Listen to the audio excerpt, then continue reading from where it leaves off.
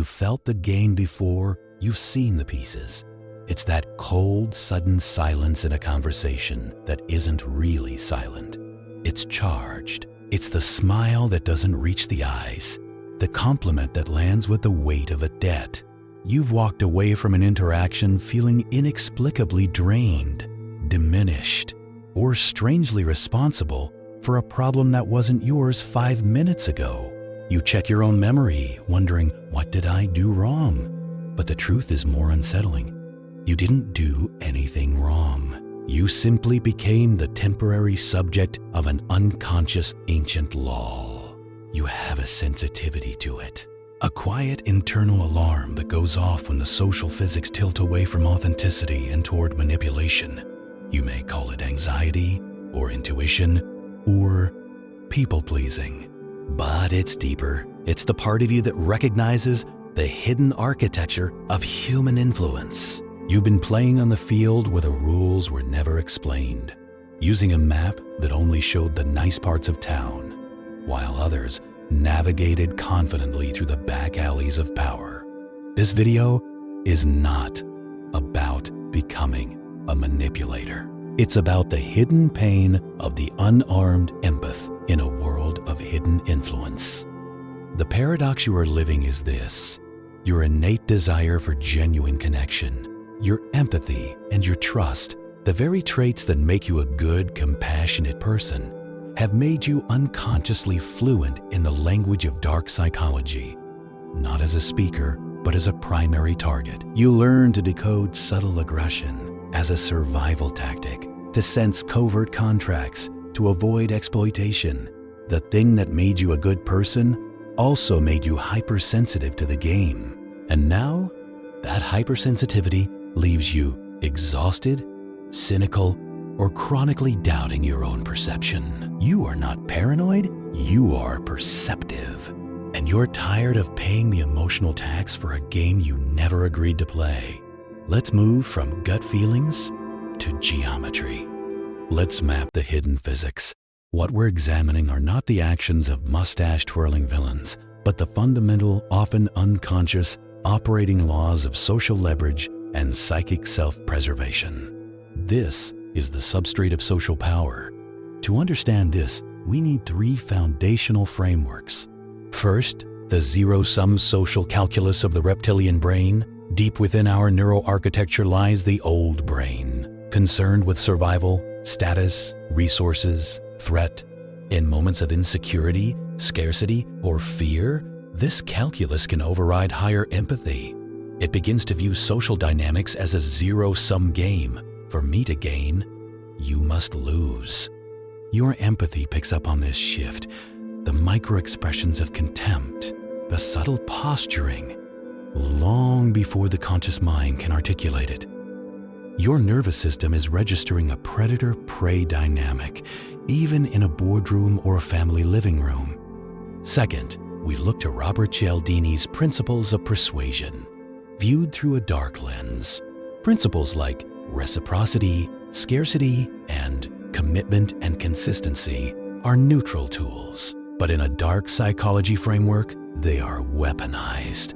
Weaponized reciprocity is the gift that creates obligation, the small favor that later demands a larger one. Manufactured scarcity is the "you're the only one I can trust," or "this opportunity vanishes tonight" play that bypasses rational scrutiny. Exploited consistency is slowly getting you to agree to small things, creating a self-image that then traps you into agreeing to a large, harmful thing. Your sensitivity is you feeling the hook being set, even as the other person smiles and offers the bait. Third, we introduce the concept of the moral loophole and moral licensing. Dark psychology often operates through a perpetrator's perceived moral loophole. They deserved it. I had no choice. It's for their own good. This is coupled with moral licensing, where a person does one good thing, a public kindness, to subconsciously license themselves to do a harmful thing later. This is why the most effective manipulators often come wrapped in a cloak of virtue. Your confusion But they're so nice sometimes, is the intended effect. The system is designed to gaslight your perception. The price of this unconscious fluency is a specific corrosion of the soul. It is the erosion of sacred trust. You begin to question the texture of every kindness. You hold compliments at arm's length, waiting for the request to appear. You ruin your own joyful moments by scanning for the hidden catch. You become a forensic auditor of human motivation, and the workload is crushing. The world becomes a place of potential transactions, not potential connections. The second cost is the inversion of your greatest strength. Your empathy, your ability to feel into others, becomes your greatest vulnerability. Manipulators, consciously or not, are master emotional seismographers. They sense your empathy and use it as a homing beacon. They share a vulnerability tailored to trigger your caretaking. They express a sadness designed to activate your guilt. Your empathy, the core of true connection, is hacked and used as the very tool to breach your boundaries. This leads to a horrific internal conflict. To protect yourself, you feel you must shut down your empathy. To stay open, you feel you must accept poison. The core fear is the fear of being a pawn, the terror that your life, your choices, your emotions are not your own, but are being subtly orchestrated by the unseen hands of someone else's game. That your love was harvested, your anger was manufactured, your success was permitted only because it served another's narrative. It is the ultimate theft, the theft of your own authorship. The philosopher Friedrich Nietzsche saw this clearly. He wrote, "The most fundamental form of human stupidity is forgetting what we were trying to do." The dark psychologist, whether a toxic parent, an exploitative partner, or a corporate climber, is often a master of making you forget what you were trying to do, your goals, your peace, your truth, and replacing it with their objective. You walk away from encounters having fought a battle you didn't choose for a prize you never wanted. So how does this latent war manifest in your adult life? The sensitive child who learned to dodge emotional shrapnel becomes an adult who is chronically exhausted after social events, not from social anxiety, but from the intense, unconscious labor of threat assessment and decoding subtext. You become an adult who has a false positive problem with guilt. You feel responsible for other people's emotions and reactions, even when they are manipulative, because you were trained to be the emotional regulator for unstable systems. You become an adult who struggles with decisive action because you are subconsciously running complex simulations of how every possible choice could be used against you, twisted or weaponized by potential adversaries. You become an adult who is magnetized to fixer-upper people with covert narcissistic traits, mistaking the intensity of their psychological games for passion or deep connection. You become an adult who possesses a fierce, often rigid, black and white sense of justice. This is a reaction formation, a fortress you built because the world of gray area manipulation feels so unsafe. You become an adult who experiences episodes of intense cynicism about all human nature, swinging from naive trust to bitter distrust. These are not your personality.